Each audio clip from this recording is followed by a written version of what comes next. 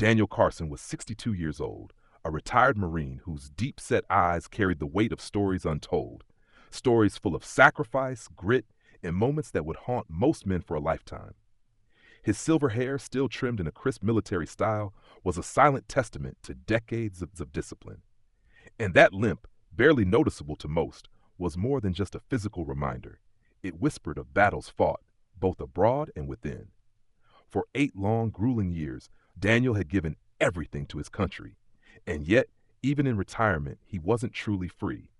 His constant companion, Rocky, a noble Belgian Malinois with intelligent eyes and a muzzle dusted with gray, never left his side. Rocky wore a vest clearly marked Service Dog, Do Not Distract, a badge that set him apart. But Rocky wasn't just any service animal. He was Daniel's lifeline. Rocky had been meticulously trained to detect the earliest signs of Daniel's PTSD, often recognizing an impending anxiety attack before Daniel himself could even register what was happening. He'd gently press against Daniel's leg when his breathing altered or when the slightest tremble began in his hands. Small but life-saving interventions that had prevented countless public breakdowns. How could anyone not understand the bond they shared? It was a quiet Tuesday afternoon when Daniel entered the Blue Water Grill, a charming little restaurant renowned for its fresh seafood specials and harbor view. As always, Daniel asked for a corner table, tucked away from the bustling lunch crowd. Rocky, ever the professional, slid smoothly beneath the table, positioning himself right between Daniel's feet. So unobtrusive, he was nearly invisible to the other patrons. The young waitress approached with a warm smile, placing water and a menu down. But her demeanor shifted the moment her eyes landed on Rocky. Without uttering a word, she turned on her heel and made a beeline for the back office. That sinking feeling crept into Daniel's chest. He'd seen this before. Moments later, a man in his 30s emerged, his posture stiff with authority and a manager's badge pinned firmly to his shirt. "Sir," he began, his voice carrying just enough to reach nearby tables, "I'm afraid we have a strict no pets policy in our dining establishment." Daniel looked up, calm but firm. "Rocky isn't a pet," he said, his tone respectful but unwavering. "He's a service animal." As he reached into his pocket for Rocky's official certification, the manager dismissed the gesture with a casual wave. "Rules are rules," he said briskly. "We have health codes to maintain, and other guests might not feel comfortable." From a nearby table, a woman in oversized designer sunglasses chimed in. "Exactly. A dog is a dog, military or not," she said to her companion, loud enough for Daniel to hear. Her words stung, but he remained composed. The tension in the air thickened. Diners who had been chatting moments ago now found sudden fascination in their salads or sipped their water just a little too slowly, their eyes flickering toward the confrontation. Daniel glanced down at Rocky, who remained perfectly still, trained not to react, no matter the hostility around them. That unwavering presence grounded Daniel. With a slow, steady breath, he met the manager's eyes. "This dog," he said softly, but with unmistakable gravity, "pulled me from a burning wreckage. He stood between me and enemy fire." He paused. "I won't abandon him because someone finds his presence inconvenient." The manager didn't flinch. "Then you know what you need to do," he said, arms crossed. With the kind of dignity that only comes from living through hell and coming out the other side, Daniel stood. Rocky rose in perfect synchronization, matching his handler's pace as they exited, a synchronized unit forged by survival and loyalty. As they stepped outside, the weight of curious, judgmental eyes followed them like shadows. The world seemed to shrink around them. An elderly couple who had silently witnessed everything hurried past, their heads bowed in awkward sympathy. The older gentleman made brief eye contact with Daniel, just a flash, a silent message of solidarity, but they didn't speak. Why didn't they say something? Why did everyone always look away? Near the entrance, a group of college students huddled, barely containing their laughter. One lifted his phone, filming discreetly. "Check it out. Old guy thinks his emotional support pet is special forces or something," one sneered. "Probably another PTSD case imagining war stories." His friend snickered. "My cousin has an anxiety hamster. Maybe we should get it a little camo vest." Daniel heard it all. Every word. His jaw clenched as the pain of public ridicule twisted inside him. But he didn't stop. He'd faced much worse in Afghanistan. The smugness of smartphone warriors didn't compare to mortar shells and ambushes. He crossed the street and made his way to a worn wooden bench in the nearby park. With a sigh, he sat down and reached into his jacket, pulling out a wrapped tuna sandwich he'd bought earlier. It wasn't what he'd hoped to share with Rocky, but it would have to do. With practiced care, he split it in two. "Not what I promised you, buddy," he murmured as Rocky accepted his portion with the same gentle grace he always showed, his eyes never leaving Daniel's face. Even while eating, Rocky remained on alert. Ever the soldier. Daniel reached into his wallet and carefully extracted a weathered photograph encased in a worn piece of plastic. It showed a younger version of himself, bloodied, half-conscious on a stretcher. Beside him, a younger Rocky, eyes fierce, fur matted with blood, some of it likely Daniel's, stood guard. Around his neck hung the tags of Bravo Unit, K-9 Division, deployed to Helmand Province, Afghanistan. That photo wasn't just a memory. It was proof. Proof of sacrifice, of loyalty, of a bond that transcended words. "Kicked out again, aren't we?" Daniel whispered, the photo trembling slightly in his hand. Rocky responded the only way he knew how, by resting his head gently on Daniel's knee. That small, simple act meant everything. It was the same gesture he'd used in dusty outposts and hospital rooms. Loyalty didn't care about borders. Nearby, a young mother tugged her child away, whispering warnings about strange men with dogs. Daniel had stopped taking it personally. Over the years, he'd come to accept that people often feared what they didn't understand. And in the eyes of many, a scarred veteran with a powerful-looking dog was something to be wary of. He checked his watch. Time for Rocky's medication. The same explosion that had damaged Daniel's leg had embedded shrapnel in Rocky's side. They shared pain now, shared routines, struggles, triumphs. Brothers in every way that mattered. A city bus rumbled by. A giant advertisement splashed across its side. "Honor our veterans. They fought for your freedom." Daniel allowed himself a hollow smile at the irony. Rocky couldn't speak, couldn't defend himself against judgment or policy. But he had saved lives, dozens, perhaps more, and never, not once, had he abandoned Daniel. Not in the face of enemy fire. Not in the face of ridicule. If that kind of loyalty didn't deserve respect, what did? 2 hours passed. Back inside the Blue Water Grill, the lunch rush had slowed. Conversations had returned to casual chatter until the door swung open with quiet force. 5 men in crisp marine dress blues entered, their movements synchronized, intentional. They didn't glance around for a table.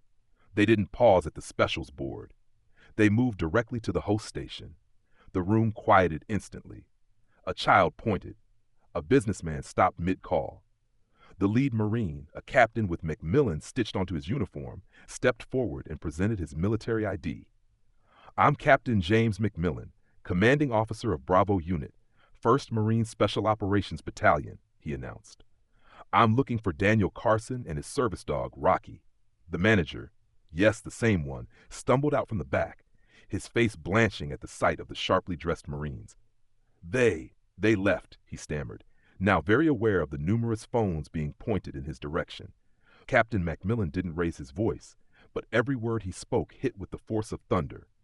"Mr. Carson saved 4 men in my unit during an ambush outside Kandahar. His dog Rocky has more confirmed saves than most combat medics. Rocky holds the rank of sergeant in our records and has been awarded the Navy and Marine Corps Medal." He paused, letting the silence press down like gravity. "And your establishment just refused service to an American hero." No one moved. The woman in sunglasses stared into her water glass, her face flushing deep red. A waiter froze mid-step, pitcher of iced tea suspended in air. One of the Marines raised his phone. "We're issuing an internal notice to our veteran support network. That's 15,000 members statewide," he said flatly, "just so they have all the facts about how veterans are treated here." The manager held up his hands, panicking. "There's been a misunderstanding. We had no idea." "That's the problem, sir," Captain Macmillan cut in. "You shouldn't need to know someone's service record to treat them with basic dignity." The Marines didn't stay to argue. They didn't threaten or demand compensation. Instead, Captain Macmillan placed a framed photo on the counter, Rocky in full tactical gear, standing proudly with his unit.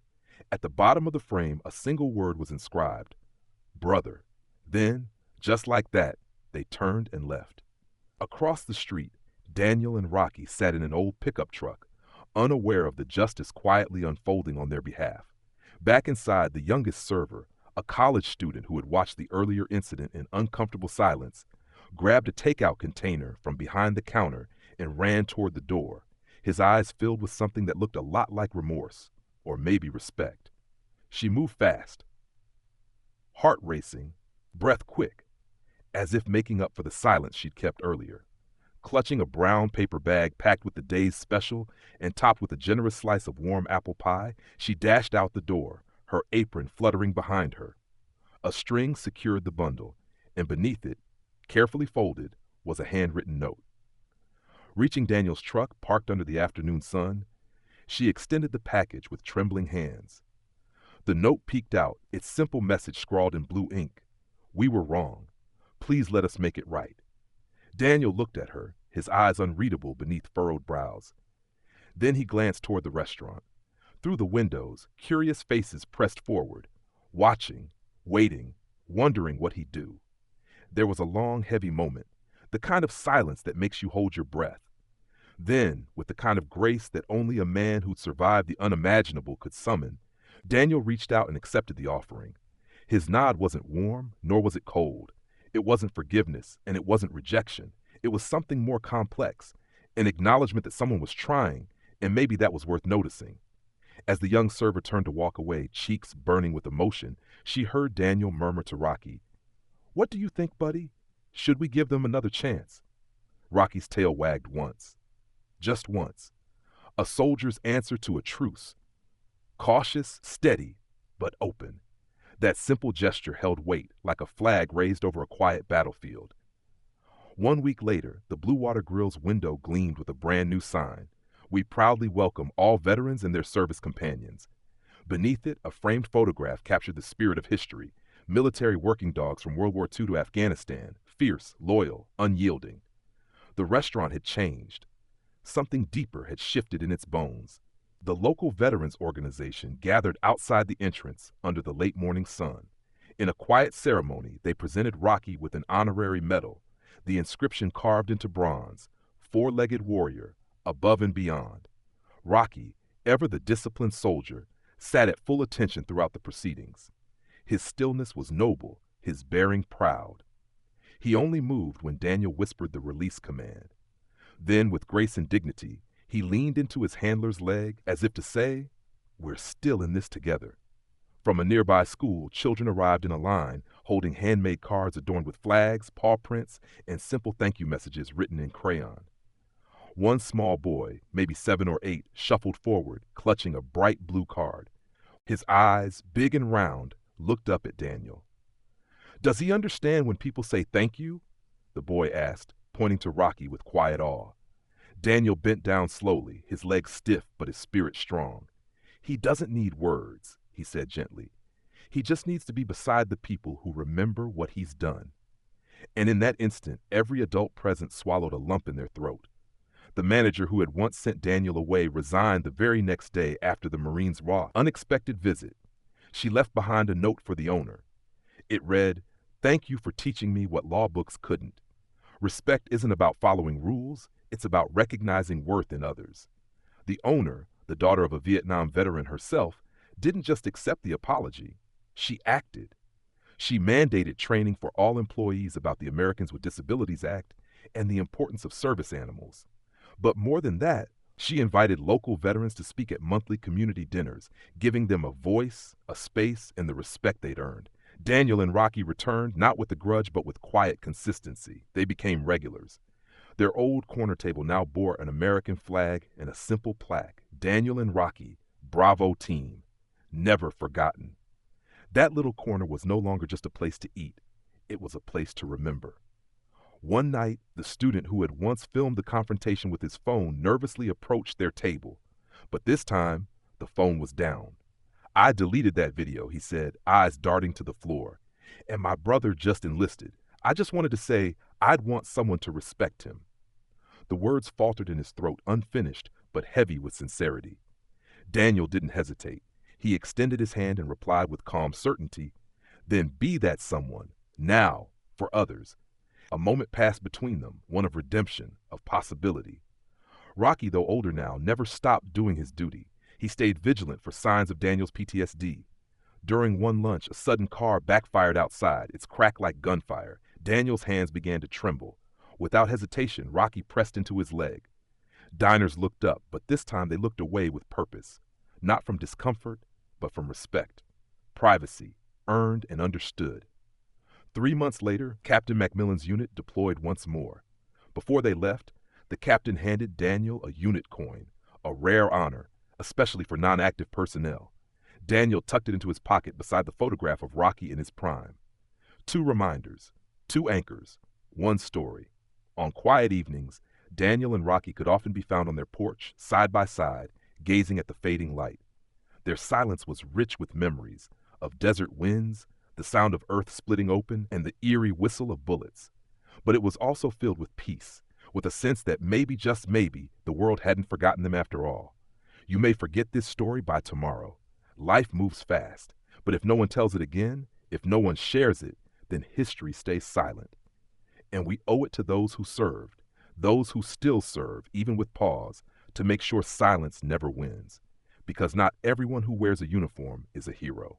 But anyone who stands by their comrade, even when that comrade walks on 4 legs, is certainly no coward.